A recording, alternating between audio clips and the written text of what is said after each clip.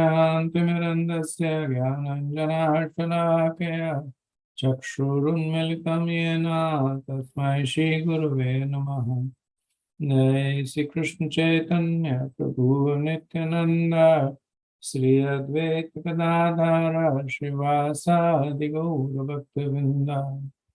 हरे कृष्ण कृष्ण कृष्ण हरे हरे, हरे राम राम राम हरे हरे। मुखं करोति वाचालं पङ्गुं लङ्घयते गिरिं यत्र पादमहं वन्दे श्रीगुरुदीनकारुणं परमानन्दं माधवम्। Hare Krishna, thank you again. So we were in the first part of the allegorical story that Narad Muni is telling Maharaj Prachinabhavi about King Puranjan. So, as Prabhupada explains, that Puranjan essentially is the Jiva, and specifically referring to the conditioned soul.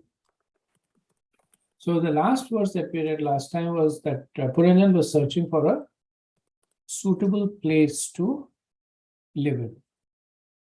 And he traveled, but despite all the traveling, could not get a place for his liking.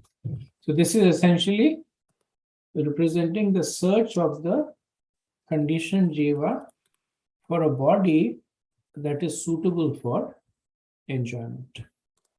So searching means that the body is transmigrating. So we know in the chapter 8, it said that based on what so chapter 8 says more based on the consciousness at the time of the death, but I believe it's in chapter 13 of the Bhagavad Gita where it says that based on what the soul desires and deserves, it gets another body. So desire is a strong component of it. So in the desire to get more and more enjoyment, King Puranjan is looking for different places to live in. The soul is looking for different bodies where they can enjoy more and more. So far the journey has not been successful. Right? So he says that even after a great deal of traveling, he could not find a place just to his liking. So he became morose and disappointed. Okay, so we are resuming from 425:12. Nasadu me natah sarva bhutale yavati puraha kaman kamyamanoso tasya tasyo papatyaye. King Puranjan had unlimited desires for sense enjoyment. Consequently, he traveled all over the world to find a place where all his desires could be fulfilled. Unfortunately, he found a feeling of insufficiency everywhere. So the previous verse spoke that King Puranjan was unhappy. This verse expands on the reason for the unhappiness. So two reasons are given.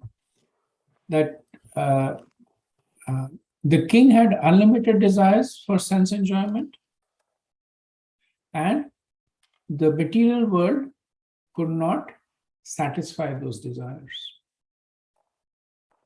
So because of that, he was constantly feeling this sense of insufficiency. So in the commentary on this, Vishwanath Chakravarti Pad explains that even though the verse says that the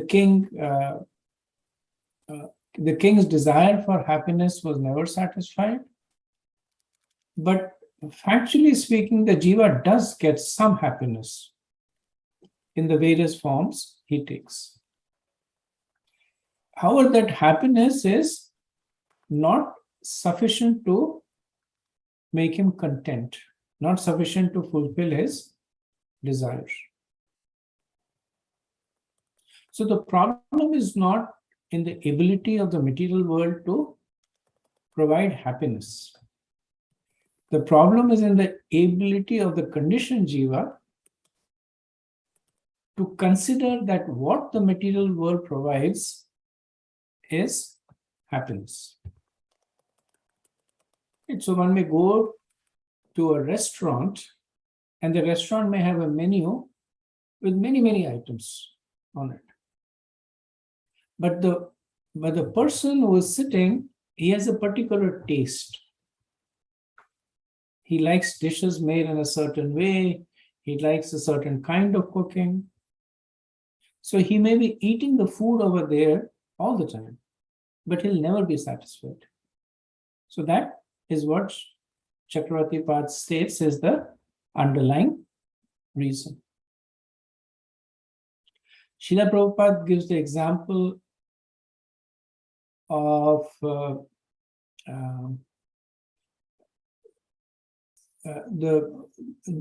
reason this discontent is there. So Prabhupada explains that any one of the five senses can lead to the destruction of the jiva. The five senses, as we know, are eyes, ears, tongue, skin, and nose. And then Prabhupada is part of this is actually from, it's actually from one of the, I believe it's from one of the Puranas, but there was a course that was developed at Chopati called the Science of Self-Realization course, based mostly on Prabhupada's book. And it kind of started off with this analogy that Prabhupada gives, that how any one of the senses can lead to the destruction of the jiva. So, so a deer is trapped by the melodious flute that is played by the hunter. The hunter plays on the flute, the deer likes that sound and gets attracted to it, and the hunter kills it. Right? So it's the sound that is the cause of destruction for the deer. Then the elephant is trapped by actually a trained she-elephant.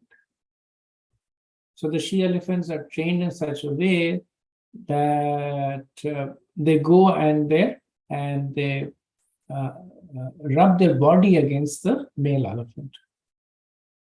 And the male elephant gets attracted, and the she-elephant that is trained, they take the male elephant to a particular point, and then the elephant is killed. So by the sense of touch, the elephant meets its destruction. Then the fish is trapped by the worm on the hook. So it wants to taste it, and then it gets caught on the hook. So by the sense of taste, the fish is trapped. And then the moth is destroyed by vision. And when it sees the flame, it gets attracted to the light, and then it flies towards it and it gets burnt. And then finally, the honeybee is destroyed by the sense of smell. That they smell the fragrance of the flower, and they go into the flower trying to get the honey out, and then the sun sets and the flower closes, and the honeybee essentially is trapped inside. So in the animal form, one or more senses are available for enjoyment and their cause of destruction. In the human form, all the five senses are available, and each one of them is a lot more potent. The sense of sound, the deer only gets attracted to a particular kind of sound, but in the human form, there is a whole variety of sounds that can attract. Similarly, for touch and taste and vision and smell. The Prabhupada says that in the human form, he gets an opportunity to enjoy all the senses pervertedly. But the result is that he becomes so harassed in his attempted gratification that he ultimately becomes morose. So Prabhupada also explains that why does the sense enjoyment remain incomplete? Prabhupada begins by saying that the living entity is a part and parcel of the personality of Godhead, as stated in the Vedanta Sutra, Anandamayo Bhayasat. So just like the Supreme Lord is Anandamayo, is seeking happiness, the Jiva is also seeking happiness. So because it's the constitutional nature of the soul, whether the soul is conditioned or liberated, the nature of the soul will manifest. But the soul actually gets only happiness when it is connected to Krishna. So because in the conditioned state, the pursuit of happiness is not condemned. It cannot be because it's the nature of the soul. The pursuit of happiness separate from Krishna is condemned. That is something that is important to understand in Hindu philosophy, specifically Vaishnava philosophy. That Vaishnava philosophy is not of being morose. There are certain sub-religious cults that lead very, very austere lives, where happiness is considered to be a sin. Jainism is an example of that. Then in Christianity, there are the Calvinists. So they tend to live very austere lives. They tend to consider happiness to be a sin. But in Vaishnavism, the acknowledgement is that the soul has a right to be happy, but in the right place. Okay, moving on to verse 13. Sa ekada himvato dakshinesh patha sanshu dadarsha navabhidvarvi puram lakshata lakshanam. Once, while wandering in this way, he saw on the southern side of the Himalayas, in a place named Bharatvarsha, India, a city that had 9 gates all about and was characterized by all auspicious facilities. So in this cycle of transmigration, the soul finally gets a human form of life. So the human form of life is considered to be the city of 9 gates. So the 9 gates are the 9 outlets: eyes and mouth and nose and ears, and the rectum and the genital. So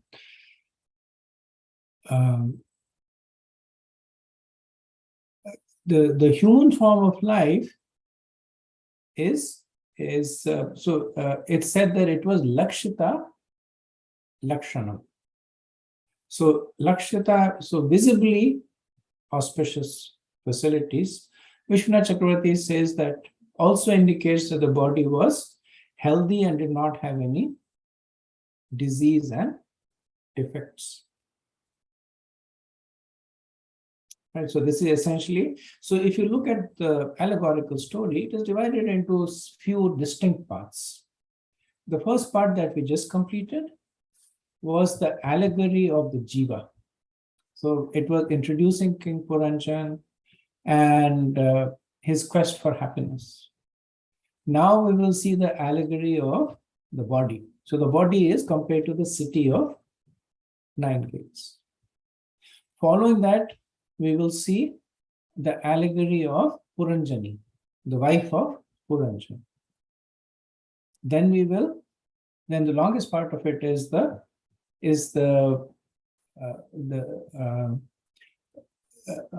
relationship between Puranjan and his wife. How did they live? How did they interact with one another? Then after that, we'll see the allegory of the destruction of the city of 9 gates by different kinds of agents. And the final allegory is the rebirth of Puranjan as Vidarbhi, where she takes shelter of Malyadhwaja, who essentially is the spiritual master. Right? So that's how the allegorical story is broken up. Essentially, it's the story of the jiva transmigrating through different bodies, getting a human form of body, trying to enjoy it, succeeding for some time, then succumbing to the attacks of old age and disease and time, dying, taking another birth, this time taking shelter of a spiritual person and going back to Godhead. So this is essentially how the underlying message is being given by Narad Muni, but in a manner that draws the attention of the person and with a lot more details that we will see. So in this verse, Bharatvarsha is considered to be the human form of life. Srila Prabhupada also takes this opportunity to glorify the actual Bharatvarsha. Right. So whether Bharatvarsha refers to the tract of land where India is, or whether Bharatvarsha refers to the planet, interchangeably used. Generally, it's considered Bharatvarsha is considered to be, well, I think contextually it has different meanings. In some places, it points to the planet, because when Maharaj Bharat was ruling, he was ruling the entire planet. That's why it's called Bharatvarsha. So in the fourth canto, chapter 23, verse 27, there is the glorification of the human form of life. So this, you will remember, is done by the wives of the demigods when they see Prithu Maharaj's wife, Archie, getting ready, getting ready to give up her body when her husband has gone back to Godhead. So they look at her and they glorify her, and they say that this human form of life, it has a very short span. So for them, they look upon it as a good thing, because it is such a short span of life, and only in that time, if one engages one way or the else in devotional service, they go back to God. And they're lamenting that this is not available to us. And it's kind of like somebody saying that if you hold your breath for 5 minutes, you will get this reward, as opposed to somebody saying you hold your breath for 5 years. So that's the glorification of the human form of life on the earth planet. Then there is, the Prabhupada gives this famous verse from Chaitanya Charitamrita, that Bharata bhumite hole manusha janmayara janma sartak kari karaparupkara. That whoever takes birth in the land of Bharatvarsh attains all the facilities of life. He may take advantage of these facilities for both material and spiritual advancements, and thus make his life successful. And then in the 5th canto, 19th chapter, there is the praise by the demigods. And they are more effusive in the glorification. So in verse 23, they say that a short life in the land of Bharatvarsh is preferable to a life in Brahmalok for millions and billions of years. Why? Because even if one is elevated to Brahmalok, he must return to repeated birth and death. And although Bharatvarsh is a lower planetary system, the life there is very short. And one who lives there can elevate himself to full Krishna consciousness and attain Vaikuntha. And then in the similar moods as when their wives were lamenting when they saw Archie, they say that we are living in heavenly planets as a result of karma kanda, or performing yagya or study of the Vedas. And they say our life one day will be finished. And we are praying that at that time, if we have any merit that still remains, we may take birth in Bharatvarsha as a human being. And we are able to remember the lotus feet of the Lord. The Lord is so kind that he personally comes to the land of Bharatvarsha and expands the good fortune of the people. So Prabhupada here also writes what would be considered as a very strong preaching purport, and one of the driving forces behind how he set up ISKCON. He gives the analogy of a lame man and a blind man. So there's a story that there was a lame and a blind man, and they were both suffering a lot. And then one day finally they come to an arrangement that the blind man is actually very strong. And so he says that to the lame man that you can come on my shoulders. And since you can see, you can tell me where to go. So that way the lame man could travel and the blind man could see. So it's called Andhapangu. Yeah. And Prabhupada compares India to be the lame man. That they have spiritual vision, but they lack the energy, they lack the opulence to spread it. And he compares the West to the blind man, that they're materially strong, opulent, but lack the spiritual vision. And Prabhupada basically then says that the blind man of the Western countries and the lame man of India should combine together in this Krishna consciousness movement. Then the lame man of India can walk with the help of the Westerner, and the blind Westerner can see with the help of the lame man. In short, the material advancement of the Western countries and the spiritual assets of India should combine for the elevation of human society. That's one of the guiding principles of ISKCON. That Prabhupada first came to ISKCON, and as soon as he was able to establish some temples, some followers, he went back to India. And then preached very, very vigorously over there, established temples. And then he was constantly doing this cross-pollination between the opulence of the West and the spiritual assets of the specifically India. Okay, let's move on to verse 14.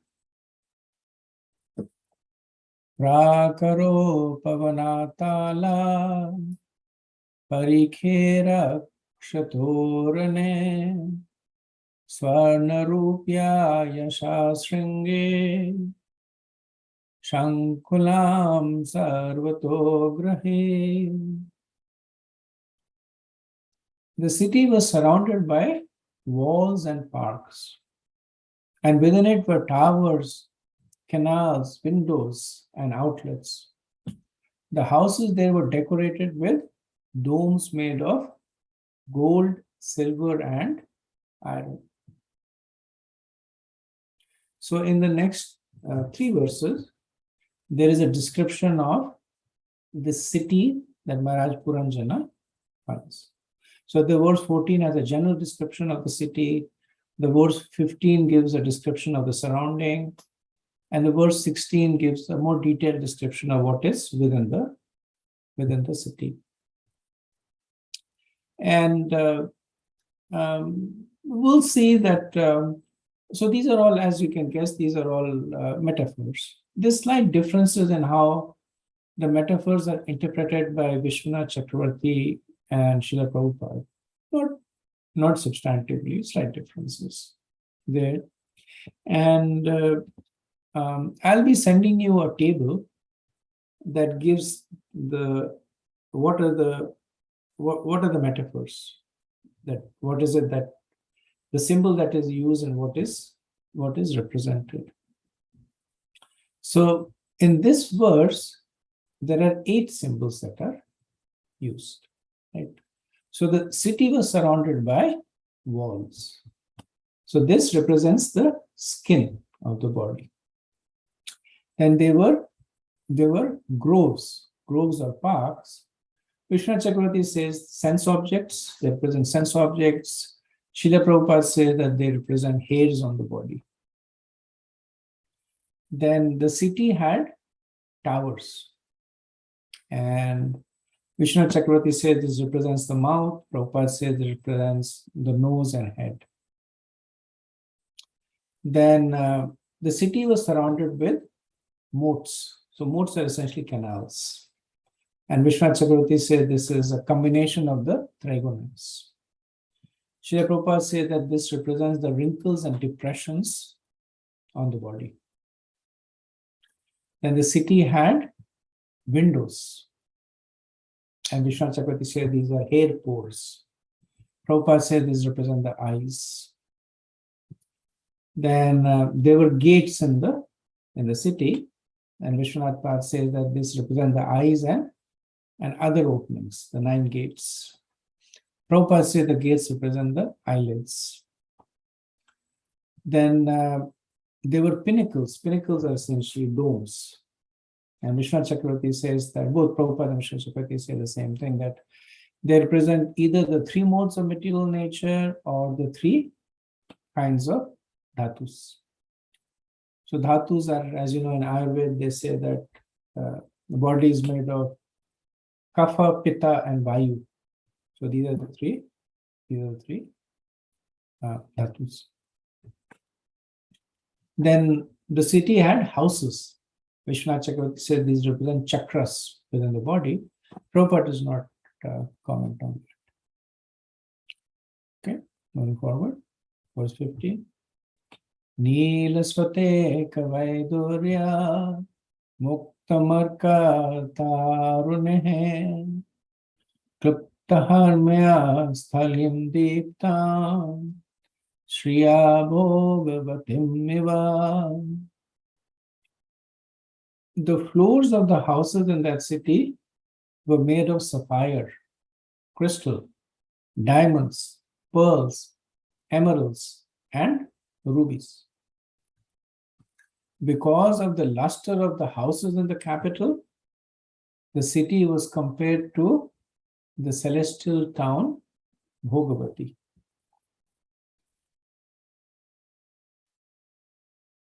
So, the ruby represents the heart and the throat and the brow. Then it said that other jeweled places, the jeweled places represents the nadis. Nadis are veins. Then the body is compared to Bhogavati. So Bhogavati is the city of Nagas, which is very opulent and considered to be a place of pleasure. But actually Nagas by nature are very envious. But it has a lot of opulence there. So the city is considered to be Bhogavati. So Prabhupada in the purport writes that in the city of the body, the heart is considered to be the capital. Just as the capital of a state, especially gorgeously filled with high buildings and lustrous palaces, the heart of the body is filled with various desires and plans for material enjoyments. Such plans are sometimes compared to valuable jewels such as sapphires, rubies, pearls, and emeralds. The heart becomes the center for all planning for material enjoyment. So again, little difference, like Krishna Chakravarti considers the ruby to be the heart and the other jewels to be nadis. Nadis, as I said, are arteries and veins. Prabhupada considers the ruby to be the heart, but the other jewels, like the sapphires and the rubies and the pearls and the emeralds, to be the desires for material enjoyment.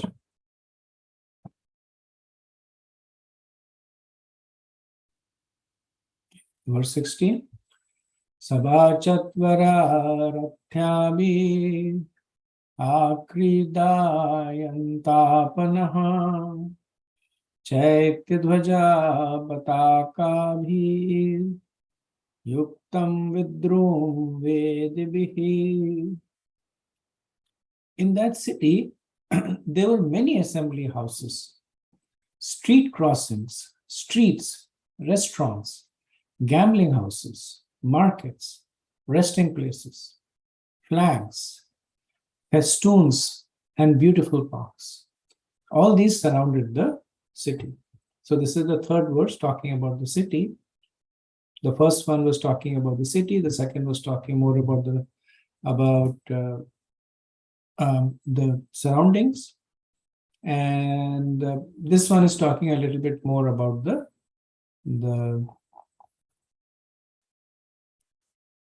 no, I'm sorry, I have it the other way around. The verse 15 was talking about what is within the city, the details within the city, right? The houses had floors of sapphires. And verse 16, it talks about the surrounding.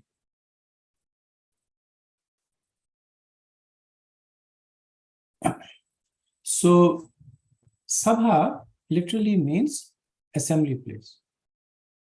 And basically it's the court of the king. So where the king is supposed to be there. It also could mean the heart, where the jiva is situated. So the primary sitting place of the jiva is the heart, which is being considered as sabha. Intersection is where the place below the palate, where the passages from the mouth, nose, eyes, and ears meet. The main road is the Shushmana, Ida, and Pingal running down the spine. Like I said, I'll give this to you, so you don't have to write it down. The gambling houses are the gross location of the senses. The market is the gross mind, essentially the brain. Then the resting place, Chaitya, is within the Chitta. The flags are aversion to the Lord. The banners represent the 5 miseries. And the choral stages are the space within the chakras. Now, both Srila Prabhupada and Vishwanath Chakravarti Pad, they don't really explain that why does this analogy point to this. In some cases, you can see that there is some synergy. Like the sabha is where the king sits, so the jiva sits in the heart. But why does the market become a representation of the brain? Why are the flags aversion to the Lord? Why are the banners representing the 5 kinds of miseries? I could not really find any authoritative explanation. So we are accepting it. So Prabhupada, of course, is writing what the other acharyas before him has said. So we can just accept it. That either there are some explanations given that we don't have access to, or it's just there. It's just the realization of advanced Vaishnavas. So Prabhupada gives a little bit of understanding of how these metaphors are relating. He says that in the body, the eyes, ear, and nose are different places of attraction for sense enjoyment. Right. So Vishnu Chakravarti says that these are essentially the gambling places where the senses are located. So Prabhupada is indicating that one tends to go to these places for enjoyment. So the senses are also where the jiva goes for enjoyment. Then the streets that go this way and that way are the various prans, the various types of air blowing within the body. Right. So this is what Vishnu Chakravarti says is Shushmana, Ida, and Pingal. The yogic process of controlling the air within the body and the different nerves is called Shushmana, the path of liberation. The body is also a resting place, because when the living entity becomes fatigued, he takes rest within the body. And then the palms and the soles of the feet are compared to flags and festoons. Vishnu Chakravarti said the flags indicate aversion to the Lord, and the festoons are the 5 miseries.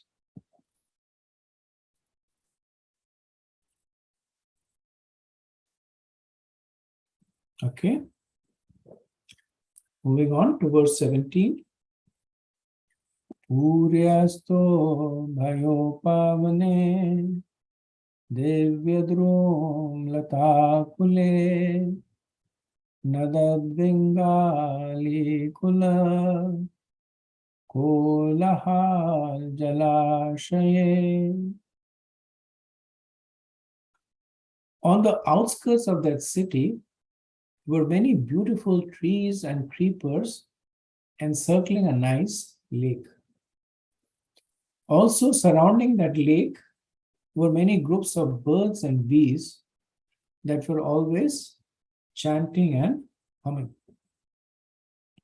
So 17, 18, and 19 will describe the outskirts of the city.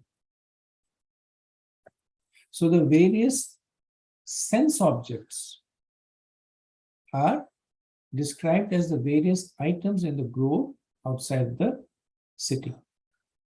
And this is done to convey how the jiva becomes fixed in his material body by concentrating on sex objects. Sense objects, which Prabhupada says, then becomes sex impulse. So Prabhupada explains that this is essentially a description of the elements that incite sex impulses and are referred here indirectly. So sex desires are always present. So just like fire is present in wood, sex desires are latently always present. But they require a certain environment to become apparent, to manifest. Prabhupada gives the example of a child, that even a child has sex organs, but that those desires are latent because the environment is not favorable.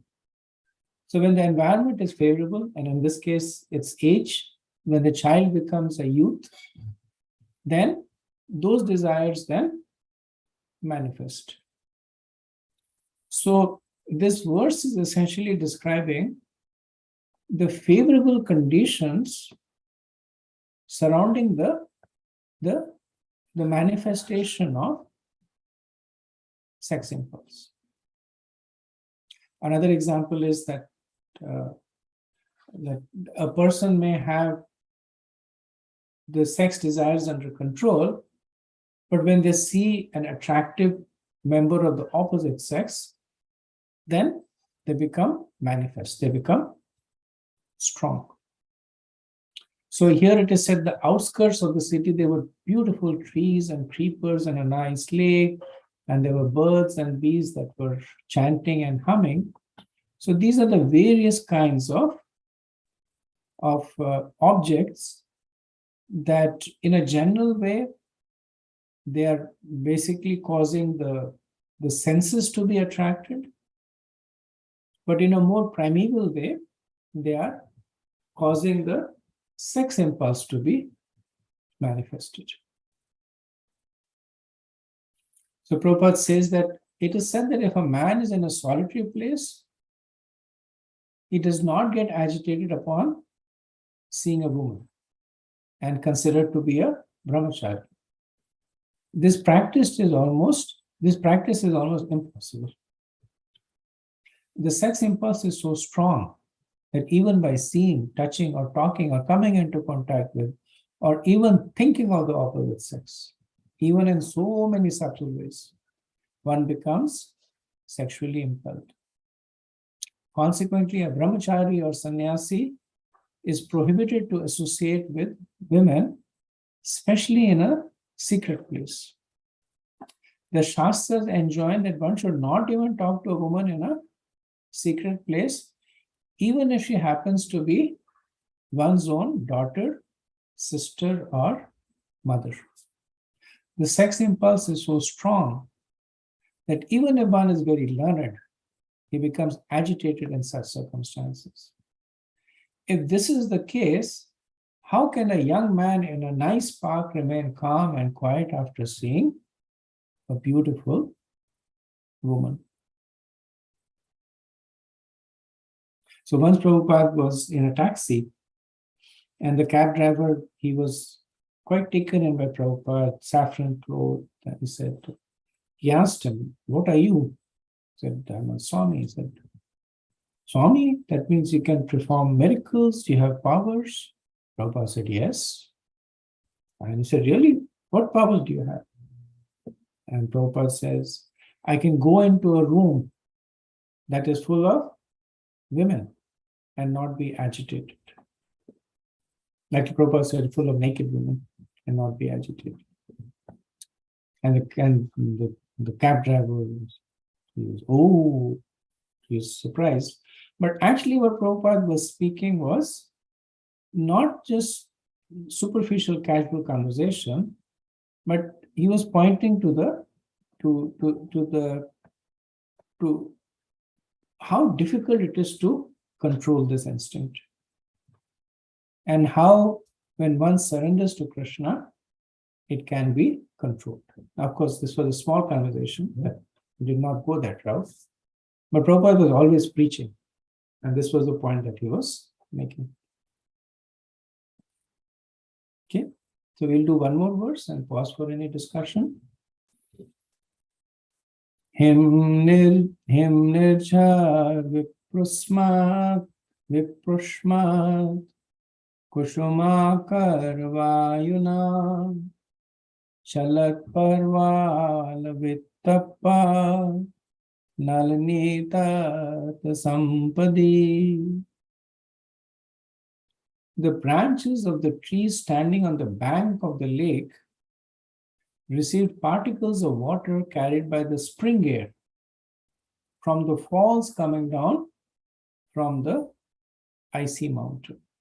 Right? So you can imagine the scene that is being painted here, that there is a tall mountain and there are glaciers, there are snow caps, and there is water that is coming by the melting, and it is flowing down the sides of this mountain. And then there is the spring air that is blowing, and it is also carrying with it the particles of this cool water, and which is falling on the branches of the trees that are on the side of the lake. Right, so this is the description of the surroundings of the city of 9 hills. So this waterfall from the icy mountain is considered to be the Adi Rasa. The Adi Rasa, or the original mellow in the conditioned stage, is the desire for sex enjoyment. So it's the sexual mellow. So the water from the fall, it is touched by the wind. So it's said, the Nag Muni says sparsha. So it is touched by the wind, and the smell is carried by the air. So kushumakar. Basically what it is saying, that the original desire, or the adiras for sexual desire, is experienced by the senses. So by roop and gandha and shabda and sparsha. So they are the portals. The original, the water that is falling is the adiras. And then by the force of the wind, it is appearing everywhere. So similarly, in the conditioned soul, there is a primeval desire to to have sexual enjoyment. And that carries the desire, manifests in roop, in seeing beautiful forms, smelling, in talking to them and touching them. So Prabhupada says that in this verse, Hima Nirjhar is very significant, particularly significant. The waterfall represents a kind of liquid humor or rasa, relationship. The supreme mellow is the sexual mellow, adiras. When this adiras comes in contact with the spring air moved by Cupid, it becomes agitated. In other words, all these are representations of Rupa, Ras, Gandha, Shabda, and Sparsha. The wind is Sparsha or touch. The waterfall is Rasa or taste. And the spring air is smell. All these varieties of enjoyments make life very pleasing. And thus, we become captivated by material existence. Okay, so let me pause here and see if we have any discussion.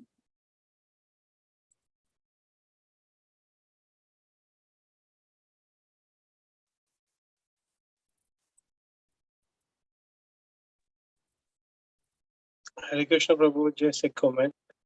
The four Kumaras, one of the reasons why they didn't want to grow is one of those reasons, no? To stay like a child so that they don't have this sexual agitation. Yes, I think I read that in one of the commentaries that just to be protected from this, they constantly remain in the body of a child. Thank you for bringing that up. Thank you.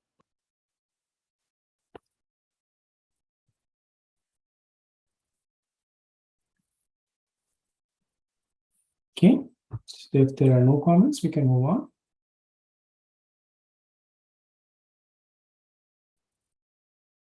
Nanaranya mriga vrate anabadhe muni vritaha ahutam manyate pantho yatra kokil kujitaha.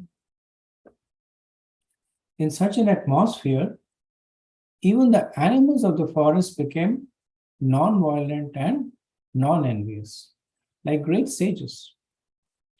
Consequently, the animals did not attack anyone.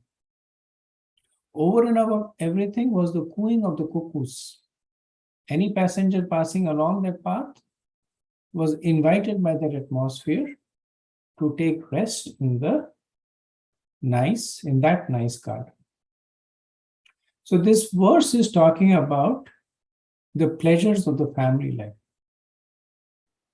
So what are the pleasures of the family life? That there is peace. So non-violent and non-envious is talking about, so it says the animals in the forest were non-violent and non-envious. They represent the different family members, wife, children. So when they are cooperative, when they are working together in harmony, then the family environment is peaceful. Right?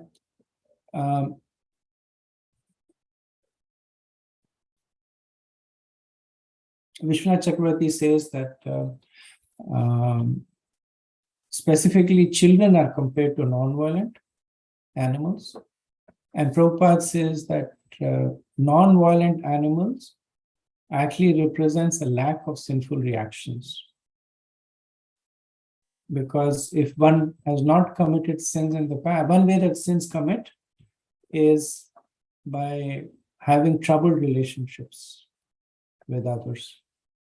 So when person is having a lot of relationship issues, so it's true, any grief, whether it is body, mind, or environmental, is because of past sinful reactions. So that's what Prabhupada says, that non-violent animal means that the person did not have past sinful reactions, so he's enjoying a harmonious family. Vishnu Chakravarti says more specifically, family members, specifically children, are non-violent animals. Compared to non-violent animals, means the family is good. Srila Prabhupada gives the, so that's the ideal scenario. Prabhupada gives the pragmatic scenario.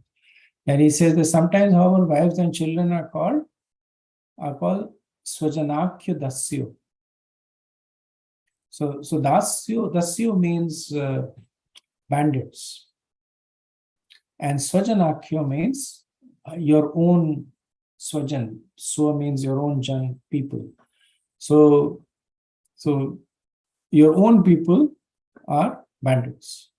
How are they bandits? Prabhupada says that the man earns his livelihood with hard labor. But all of that is plundered by his wife and children, exactly as a person in the forest is attacked by some thieves and burglars who take his money.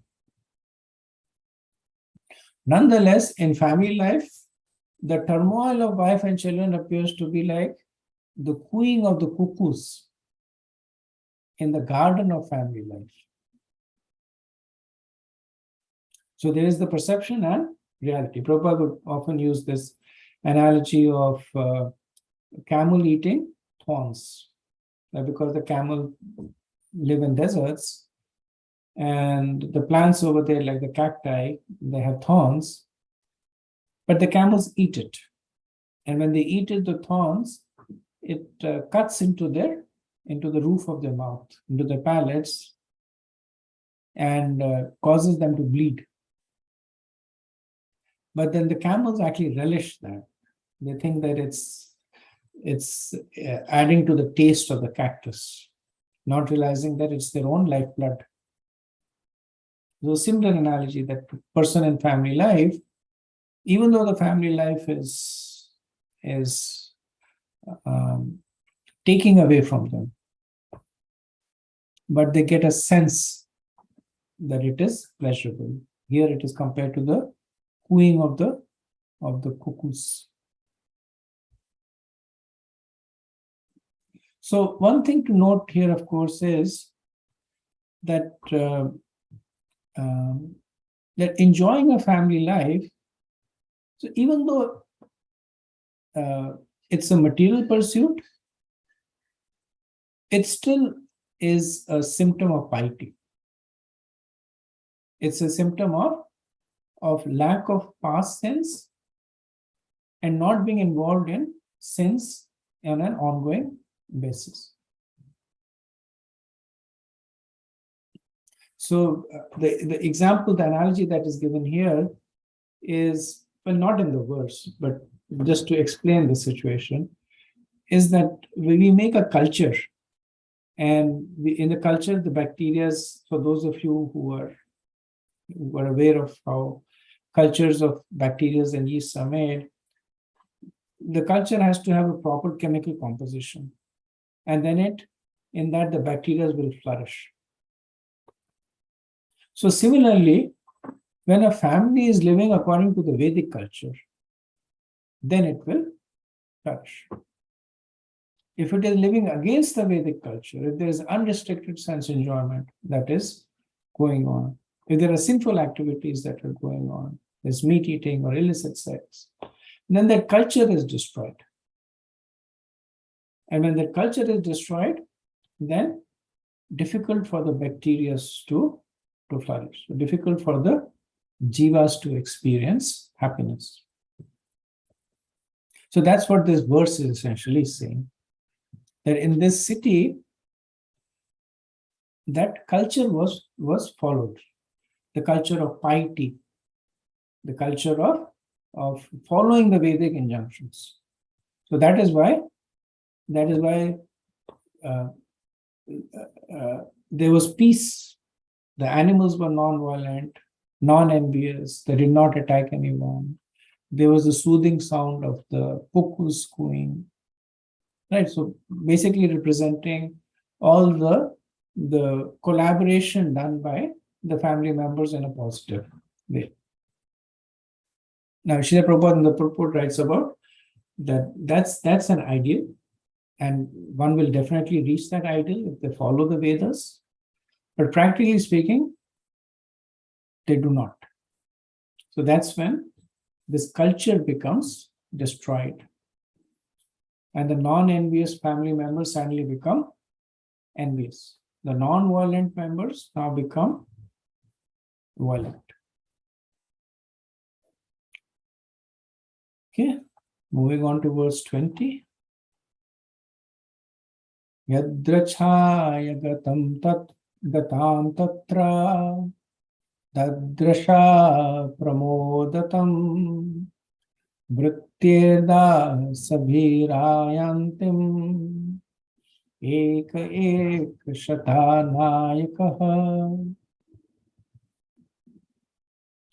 While wandering here and there in that wonderful garden, King Puranjan suddenly came in contact with a very beautiful woman who was walking there without any engagement.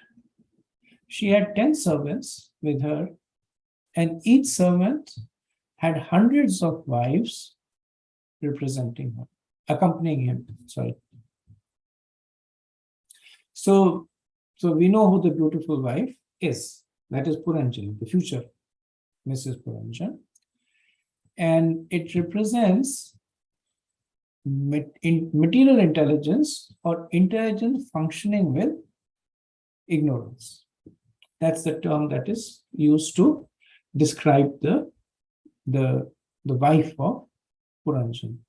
Intelligence functioning with ignorance.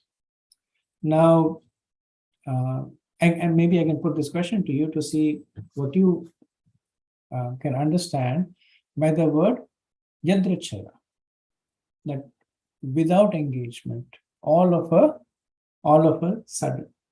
So there is Puranjan, and then there is the Puranjani, the future Puranjani, and she is wandering here and there without any engagement. What do you think this represents?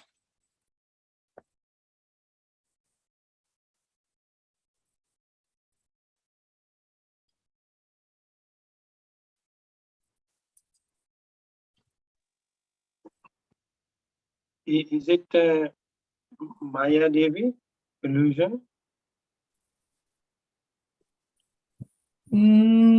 Close. I mean, she represents material intelligence. That part already been explained. That intelligence with ignorance, which is essentially material intelligence. But the point that is made over here is that without any yadriksha, on its own, without any engagement. So it's a key point. That's why I'm trying to get some discussion on it.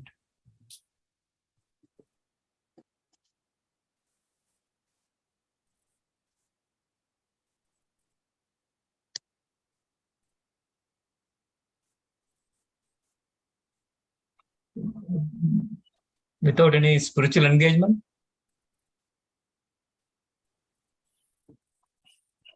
Close. So I can expand on it. So yadriksha means that the initial contact of the jiva with material intelligence is without cause. So one of the questions that is often asked is about the cause of the fall of the jiva. And what the allegory is saying that it is ahituki.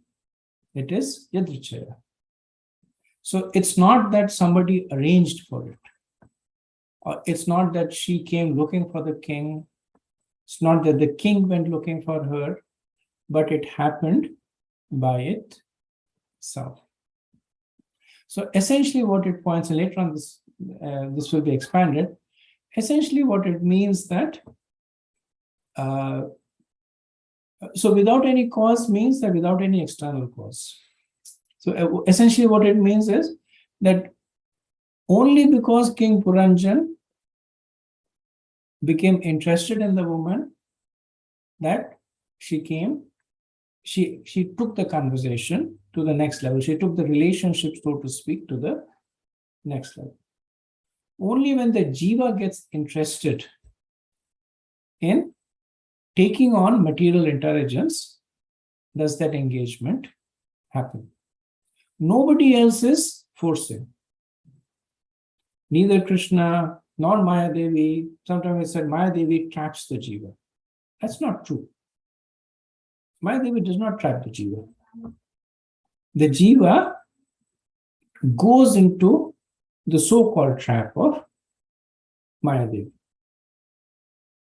Right? So it's further described that she had 10 servants, and each one of the servants had hundreds of wives. So what is material intelligence accompanied with? The 10 senses. So the 10 senses are the 5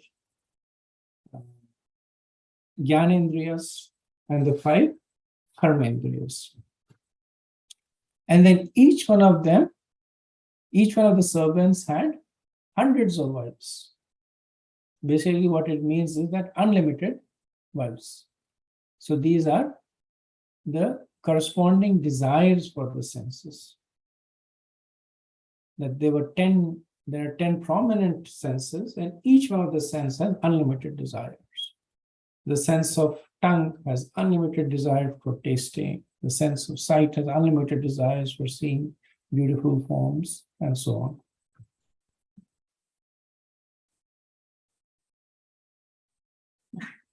So Vishwanath Chakravarti says that the implied message in this allegory at this point is Narad Muni saying that, or the message being given to King Puranjan is, "O King Puranjan, someone like you should never bring a beautiful woman into the grove. If you by accident meet, see, or touch her, you will be doomed." So you can now see how all the dominoes are falling in place. Initially, there was a description of the city and how the city is the water falling from the mountain is spraying the city with nice, pleasing mist. And everywhere there are beautiful flowers, there are aromatic plants, and there is the humming of the bees. And now there is a young and beautiful woman coming without any engagement. So almost impossible for the king to resist. And when you take this allegory to what it represents, that in the material world, there is this strong stream of adiras, the sexual desire, that is manifesting in all the senses, whether it's the sense of sparsha, or the sight, or taste. All these senses are saturated by the original desire.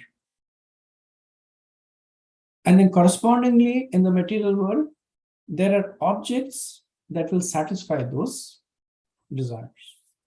And all these objects come together in the body of a woman.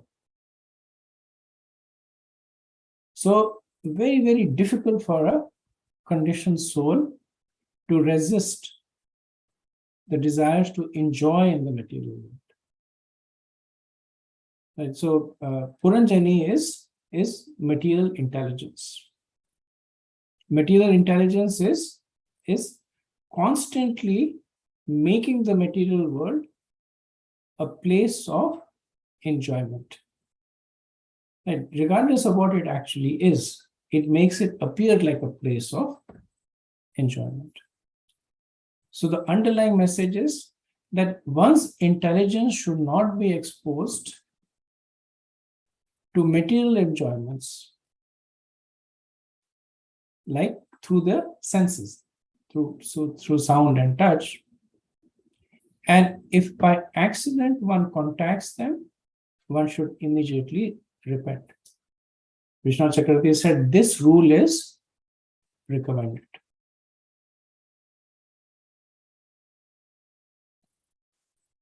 So,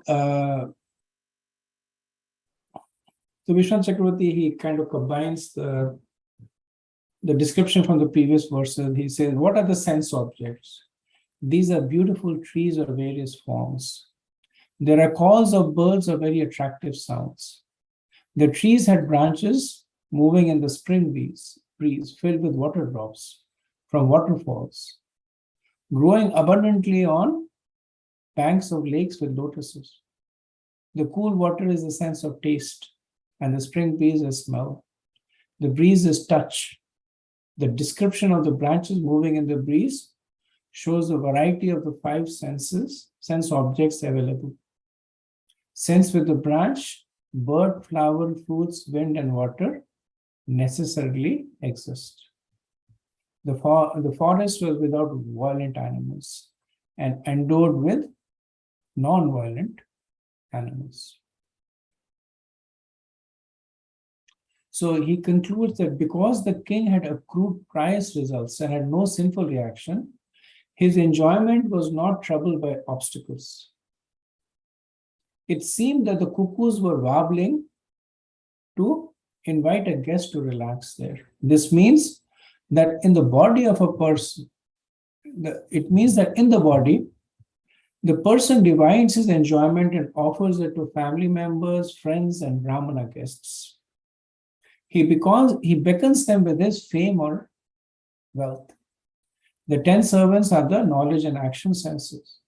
Each sense had infinite actions or quotations. Another version says that, Sanskrit says that they are female attendants.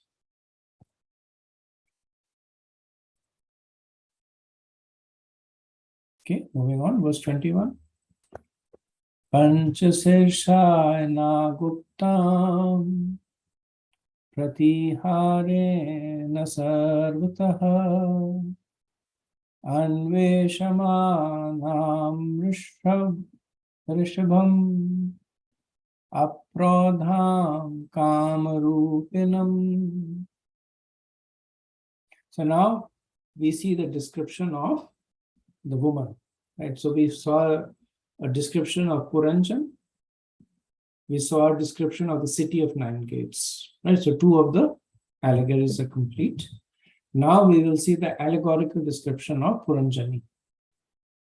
So it says that the woman was protected on all sides by a 5-hooded snake. She was very beautiful and young, and she appeared very anxious to find a suitable husband. So, as we saw earlier, that the woman represents intelligence. And the nature of intelligence is that it is always thinking new thoughts. That's why it is called aprodham. Aprodham means very young. Literally means very young. Here also it's translated as unmarried. Essentially, but it means that that's the nature of intelligence. That's something new, something fresh. That unmarried means that the girl is very young. So it's a quality of the intelligence. Material enjoyment means utilizing the intelligence for the sake of rupa, rasa, gandha, shabda, and sparsha, or form, taste, smell, sound, and touch. The 5-headed snake represents prana, or life force. The Prabhupada says that the vital force of a living entity includes the 5 kinds of air working within the body, which is prana, pan, Vyan, Saman, and Udan. The vital force is compared to a serpent because a serpent can live by simply drinking air. The vital force carried by the air is described as Pratihara, or the bodyguard. Without the vital force, one cannot live for a moment. Indeed, all the senses are working under the protection of the vital force. So there is Puranjani, that is material intelligence, and she is fresh and young. That's a characteristic of intelligence. There is a five-headed snake, which essentially are the five life airs, the five prans, on which essentially enliven the intelligence.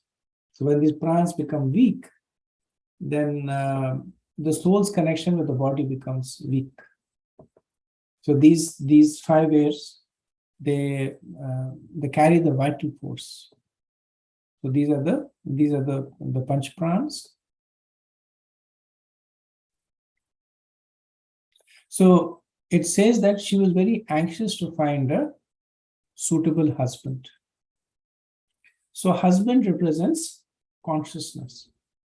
And because intelligence cannot act without consciousness, the woman was anxious to find a husband.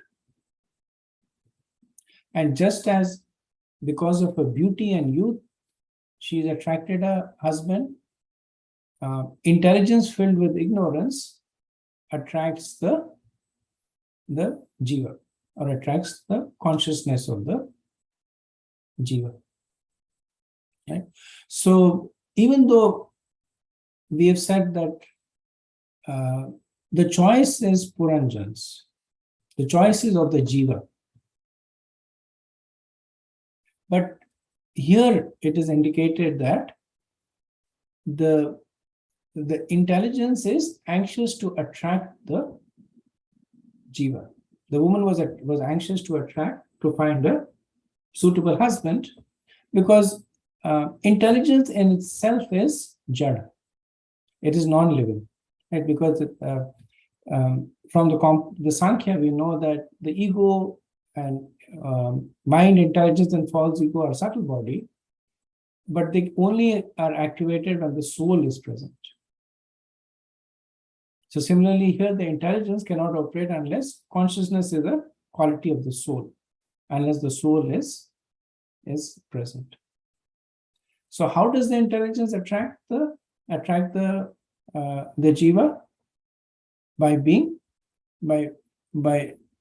showing to the jiva the possible pleasures that are there. So it's said that she's wearing various ornaments, kamarupin, and this means that she was filled with various impressions. So swabhav. So the intelligence does not come pristine. It comes with impressions carried over from many, many lifetimes.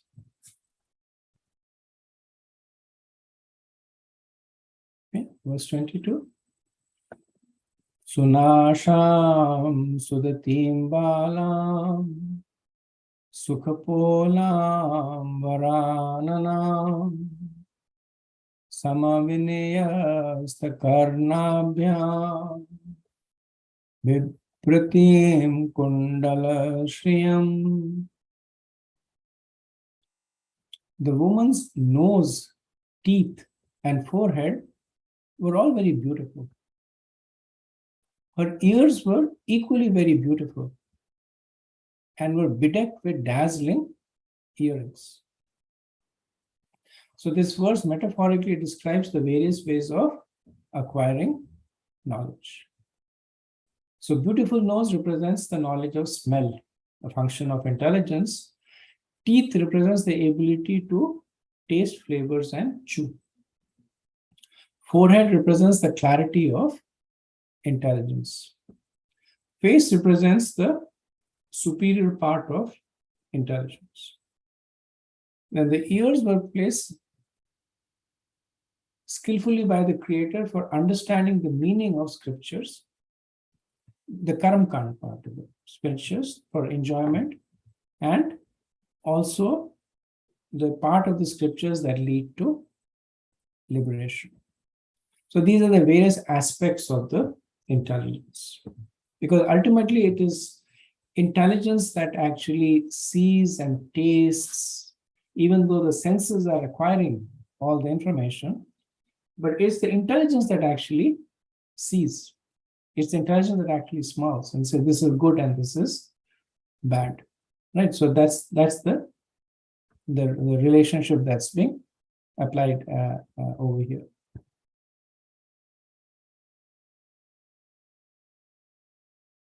Okay, let's go to verse 23.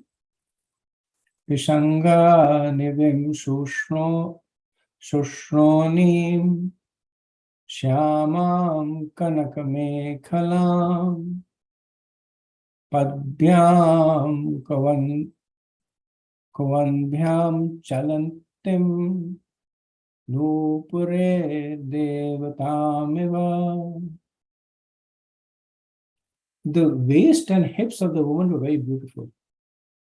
She was dressed in a yellow sari with a golden belt. While she walked, her ankle bells rang.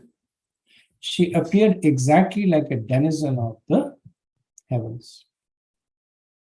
So Prabhupada said that this verse expresses the joyfulness of mind upon seeing a woman with raised hips and breasts, dressed in an attractive sari and bedecked with ornaments. So here Prabhupada he's not unwrapping the metaphor. He's going along with the metaphor. So the metaphor talks about how Puranjani is very beautiful and wearing a yellow sari, golden belt.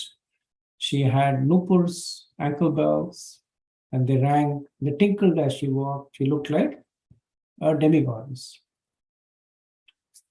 So Vishwanath Chakravarti says that yellow cloth means intelligence that is covered by the actions in the mode of passion.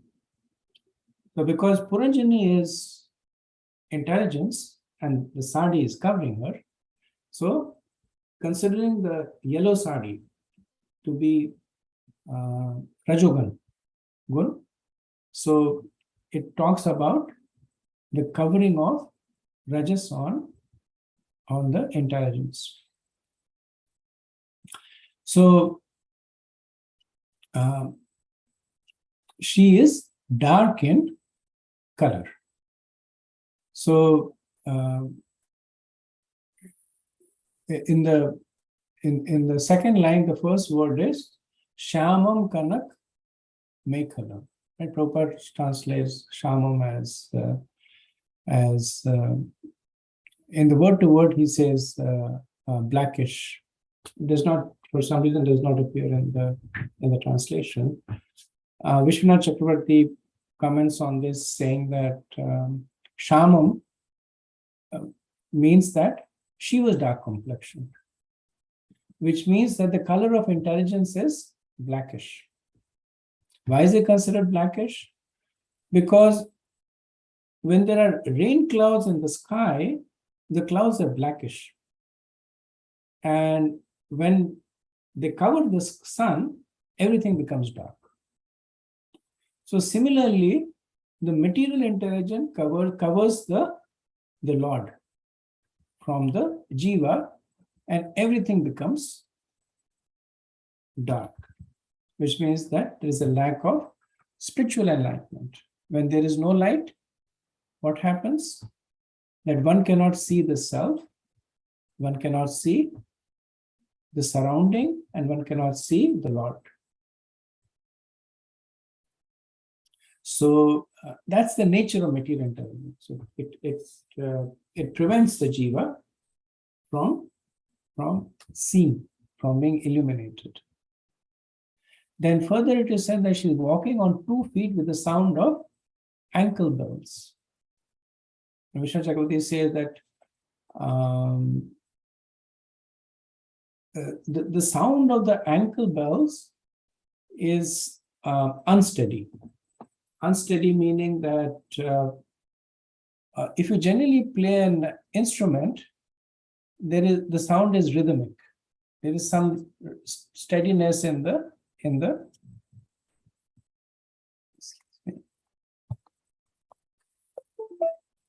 so there's some steadiness in the rhythm. When the mridanga is there, there is a beat. When you're playing the kartals, there's a strong beat. But when the woman is walking with ankle bells, then there's just a tinkling. There's no beat. So it represents the unsteady nature of intelligence. Specifically, Vishnu Chakravarti says in listening to scriptural topics, listening to Krishna Katha. And he says that, and this is more of detail, he says that Narad Muni has used the word Nupurahi, which means that they were not only bells on her feet, they were also bells on her toes. She had toe rings also. I'm not sure if there's an additional metaphor, but he writes it just as explanation to the Sanskrit form of the word. Okay. So I'll do one more verse. This one is a little long, purport, but it ends the description of Puranjani, and the next section is essentially the interaction between King Puranjan and this woman. Sthanau vyanjita kaishorau samavritau nirantarau vastrantena nighuntim vidya gajagaminim. With the end of her sari, the woman was trying to cover her breasts, which were equally round and well placed side by side. She again and again tried to cover them out of shyness, while she walked exactly like her great elephant. So there is some amount of, fair amount of discussion in what do the breasts represent. So her breast represents attachment and repulsion. So in 334 of Bhagavad Gita, it's stated that attachment and repulsion are firmly fixed in each of the sense objects. Now, what are some of the adjectives used to describe? So her breasts were youthful. So what does that mean? That this rag and dvesh, they always stay strong, even though the person may be old. But this attachment and repulsion is always young. So there's the story of, I'm not sure if it is true, probably not, but there's a story of Akbar asking Birbal, that saying that I'm old now and I have children and grandchildren, but I'm still troubled by sexual desires. When will this go away? So Birbal tells Akbar that tomorrow ask your daughter to dress opulently, and then we'll go somewhere and I'll get you the answer. So the next day, Akbar, his daughter, who was very beautiful, dressed very opulently, and they went into a small hut. And within the hut, there was an old man who was about to die. And when Akbar and the daughter entered, then Birbal said that you pay attention to the eyes of the old man. And then later on, they went in and came out, and then he asked, what did you see? And Akbar said his eyes were only looking at my daughter. So Birbal says, look at it, that you are the emperor, the king, the most powerful person. You have walked into the hut, and there is this person who is dying, who knows that he does not have much time left. But what is he doing? He's looking at your daughter. So this rag and dvesh, they are always vibrant, they're always youthful. Then I said that the breasts were equally round, which means that both attachment and aversion are equally strong. It also means that they are actually the same. So it said that rag and dvesh are two sides of the same coin. So Prabhupada says that Nirantaro means that although the breasts were situated in different location, the action is the same. Which means that the attachment and envy, they may manifest in different places, but the result is always the same. There is no distinction. So attachment becomes envy, and envy becomes attachment. Attachment to a house is the same thing as envy to your neighbor's garden or envy to your neighbor's car. They're all the same. Then the breast had no space between them. Once again, meaning that there is no difference between attachment and aversion, and one can quickly transform into another. Then it says that she tried to hide her breasts, which means that cultured people, they try to hide their attachment and repulsions. They don't, even though they have it, but the more cultured a person is, the better job he does to keeping the attachment and repulsion under the surface. So both can be, as we said, equally detrimental. Bali Maharaj was attached to his opulence. Sudama Vipra was attached to his poverty. Right? So Bali Maharaj had attachment and Sudama Vipra had repulsion. So he had repulsion to opulence. Krishna helped Bali Maharaj by taking away his opulence, and he helped Sudama by taking away his poverty. So essentially, Krishna, he helped both of them. So Prabhupada explains that this can also be considered as a metaphorical indication of how one's material impulses can be used in the service of Krishna. Right? So Prabhupada takes another route, the devotee route. So he says, Nigrohantam, trying to cover, indicates that even if one is tainted by calm, love, growth, etc., still that intelligence can be transfigured by Krishna consciousness. Which means that one can utilize lust in the service of Krishna.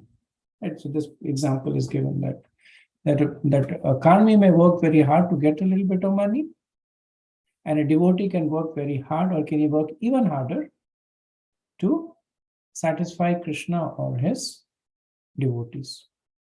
Similarly, he says anger. Arjun used anger in the service of Krishna.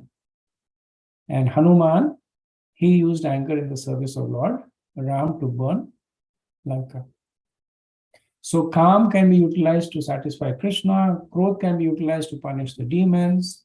So both can be used in Krishna's service. And then Krishna, Srila Prabhupada also draws an analogy.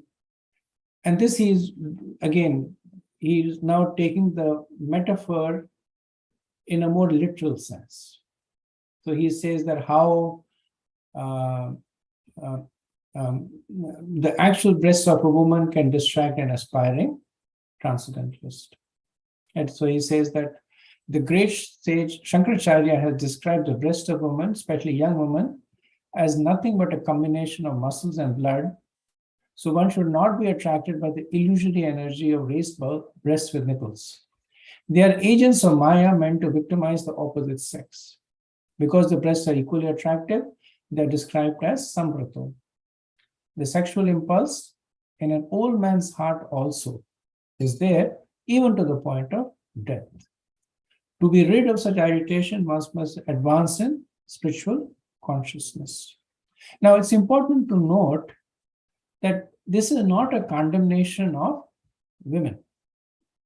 This is a condemnation of the desire to enjoy women materially. There's a difference between the two, and sometimes people get confused by the difference. That you cannot condemn a woman for being beautiful, but you can condemn a man for being lusty for a beautiful woman. You cannot condemn a woman for being desirable, but you can condemn a man for wanting to sinfully desire a woman. So sometimes and especially in some religions, this distinction is lost. Now, even in Vaishnava culture, there is recommendation for women to dress modestly, to conduct themselves modestly. But as I said in this context, that this is actually a sign of compassion. So when a woman dresses modestly, then it is a sign of compassion towards the raging senses of the man. And so it's like the analogy is that there is a child that is very, very much attracted to eating sugar. And the mother, she takes the sugar and hides it behind in the cupboard. So out of sight, out of mind. So the mother is being compassionate to the child. Similarly, understanding that the senses, the lust in the man is strong, the women out of compassion, they conduct themselves modestly, they dress modestly, not because there is intrinsically anything wrong in their beauty, but because it triggers something that can have unfortunate consequence, especially to aspiring transcendentalists. Okay, so this actually ends the description of Puranjani. Next time we will study the conversation between the courtship between the two, so to speak. And I know I'm a little bit over time. I apologize for it. Does anybody have any comments or questions?